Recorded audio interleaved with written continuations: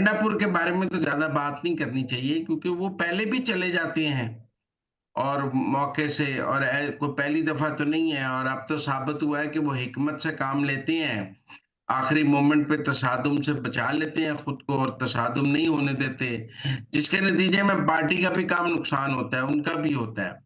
अब सवाल करेंगे बुशरा बीबी की हिकमत अमली पे। देखे ना, ये शो तो बुशरा बीबी चला रही थी, सबको 10,000 5,000 का टारगेट उन्होंने दिया, ये सारी प्लानिंग उनकी थी, खान का पैगाम उनके पास था, क्यादत वो कर रही थी, संजानी जाने के लिए वो नहीं तैयार हुई, वो डी चौक जाना चाहती थी, लोगों से हलफ वो ले रही थी कि मैं डी चौक नहीं छोड़ूंगी, आपने भी नहीं जाना। देखे ना, वो लोगों से हलफ ले रही थी कि मैं भी यहां से नहीं जाऊंगी, आप भी नहीं जाएंगे।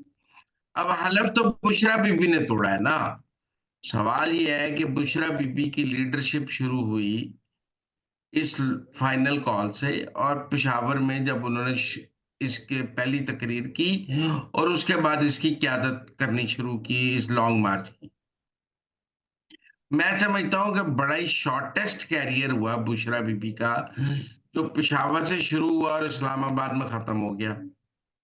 लेकिन ना, अगर बुशरा बीबी फरार ना होती, गिरफ्तारी दे देती, जख्मी हो जाती, पकड़ी जाती, तो आज हम ये तो ना कह रहे होते बुशरा फरार हो गई। आज लोग ये तो ना कह रहे होते पिंकी फरार हो गई। आज कोई ये तो ना कहता डर के भाग गई। ये बहादुर खातून है, वहां खड़ी हुई और उसने अपनी गिरफ्तारी दे दी या जख्मी हो गई। देखिए, अगर आप बेनजीर भुट्टो या मरियम नवाज बनना चाहते हैं, नुसरत भुट्टो बनना चाहते हैं, कुलसूम नवाज बनना चाहते हैं, तो फिर आप मैदान से भाग तो नहीं सकते। इन खवातीन ने पाकिस्तान की सियासत में बहादुरी की एक दास्तान लिखी है। ना बेनजीर भुट्टो किसी लॉन्ग मार्च में इस तरह भागी हैं जैसे बुशरा बीबी भागी हैं, और ना मरियम नवाज कभी भागी है, ऐसे भागी हैं जैसे बुशरा बीबी भाग गई हैं। मेरे ख्याल में बुशरा बीबी का ने अपने आप को एक बहादुर खातून से डरपोक खातून बना दिया 1 मिनट में।